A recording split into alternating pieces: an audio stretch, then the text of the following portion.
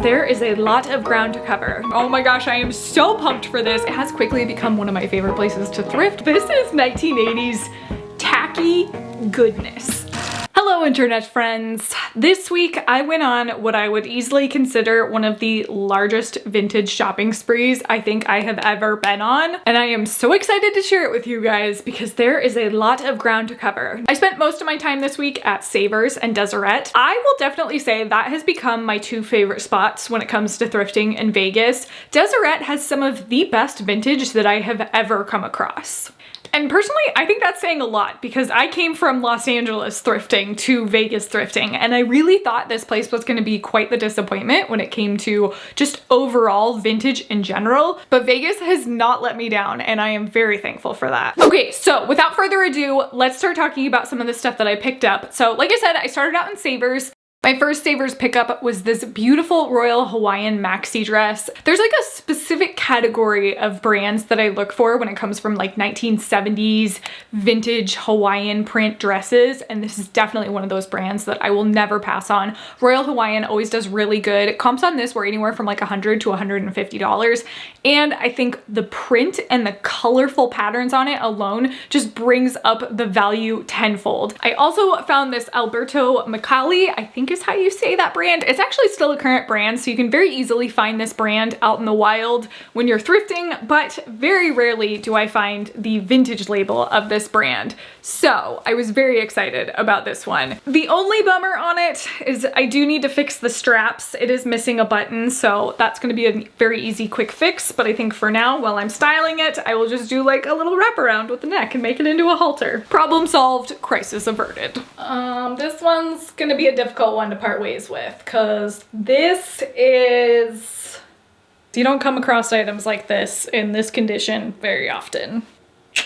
I give it 2 thumbs up. And the last amazing piece that I found from Savers is this shearling jacket. Oh my gosh, I am so pumped for this. I've talked about this style a couple times. This is that like Penny Lane style jacket from Almost Famous. These always do so good. There is a couple listed in this style for around $100, so that's about the price point that I think I'm gonna start this at. But I just think these are just, I don't care how out of season this is, I will always pick up a jacket like this. Of course, vintage is the clothing style that I get the most excited about finding, but I will never pass up on a good modern day style that I think has a really good value built into the brand. I found this top by Misa Los Angeles. I've sold this a couple times when I lived in Los Angeles. This is the first time that I found it living in Las Vegas, but I definitely will not pass on this style. And this one was a little bit of an impulse purchase. Shania Twain, I mean, we all love her. Man, I Feel Like a Woman, you can't pass up on that. I guess she did have a residency in Las Vegas, so that was why I went ahead and picked this one up.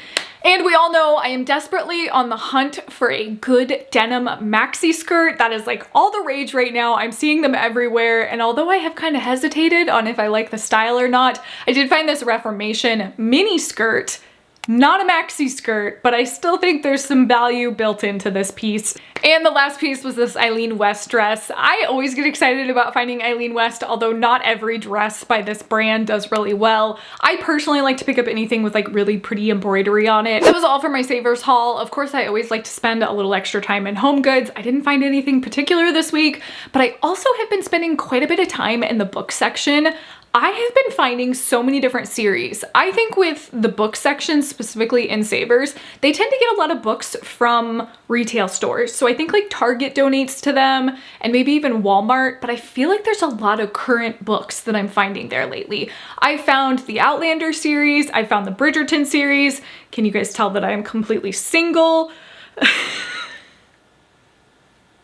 And I also found the book of the year, Tomorrow After Tomorrow After Tomorrow. Is that what it's called? Oh no, it's called Tomorrow and Tomorrow and Tomorrow. That was last year's book of the year, and I'm really excited to start reading that one. So if you guys have any book recommendations, I am definitely open to any recommendations across the board. Now let's talk about the items that I picked up at Deseret. If you aren't familiar with Deseret Industries, it does seem to be like a very West Coast thing, it feels like. There aren't very many all across the United States.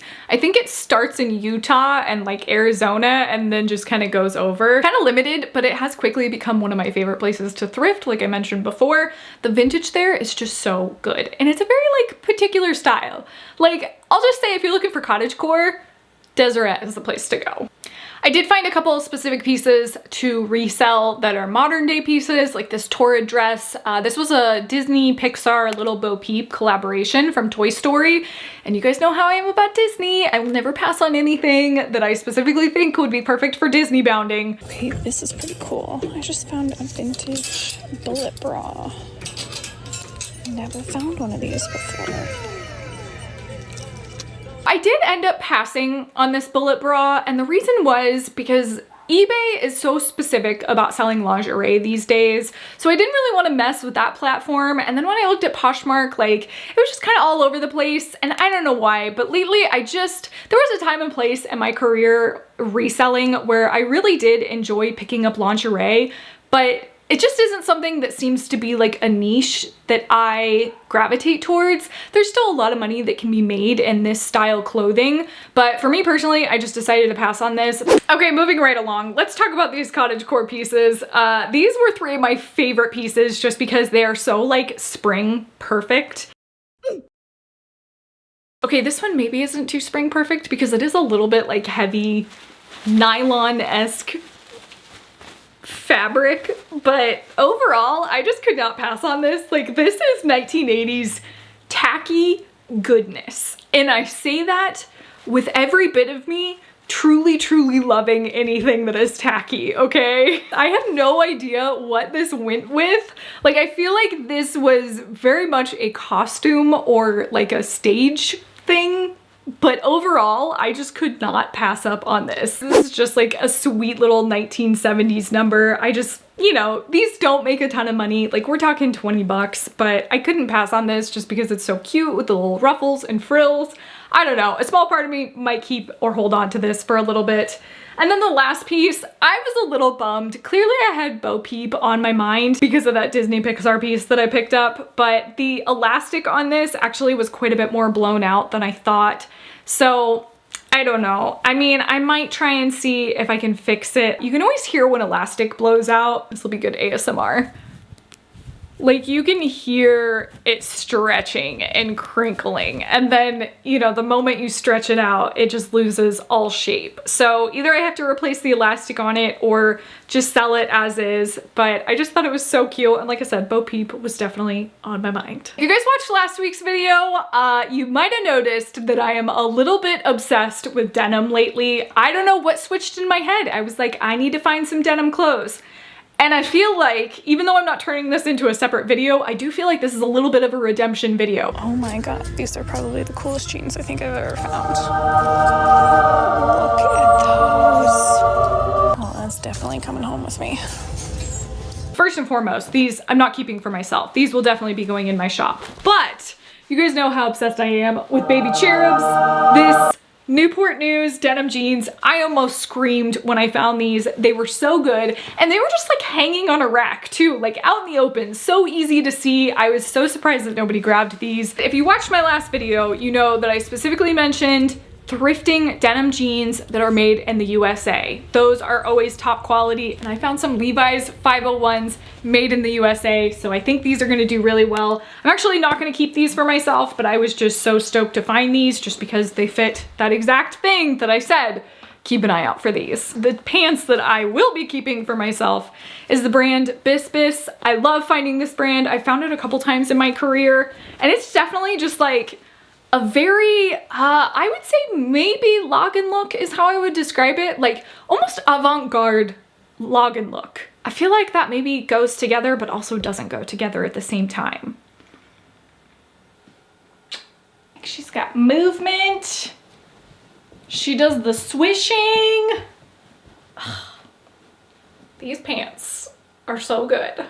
See? All you gotta do, you gotta start thinking about it. You just gotta get the idea in your head, and then boom, you're gonna find it. You're gonna find the right piece at the thrift store. Just trust me. Trust me on this one. I could not pass up on this ruffly Y2K little number. I thought this was just so pretty. And again, this is giving me very like Depop girly vibe. And then another style pickup was this two-piece set, which I get so excited whenever I find two-piece sets, because trust me, it is really difficult to find matching sets at the thrift store that are still together.